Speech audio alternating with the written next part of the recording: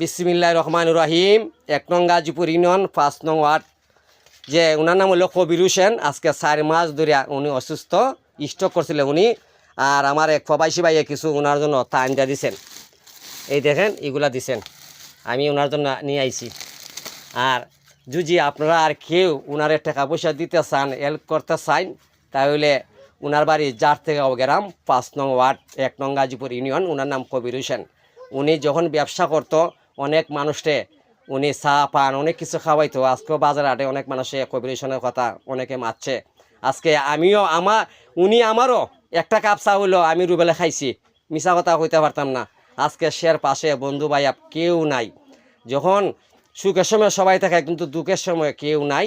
আর যদি আপনারা দেওয়ার সমর্থন থাকে দিতে চান, মেসেঞ্জারে আপনারা আমার সাথে যোগাযোগ করবেন। আর যারা ওই আশেপাশে আছেন, জারতেগাঁও গ্রাম, ওনার নাম কবির হোসেন, আপনারা দেওয়ার চেষ্টা করবেন ইনশাল্লাহ, যেটুকু সমর্থন হয়। এই দেখেন, তো তুমি কথা কইতে পারেন একবার। ওই ও এখানে সমস্যা এই যে 4 মাস ধরে উনি বিছনার মাঝে, আগে উনি ব্যবসা করতো। যাই হোক, মোটামুটি উনি চলতে পারতো, এখন অর্থ সম্পদ কিছু নাই। আর টাকার জন্য উনি চিকিৎসা করতে পারতেছেন না।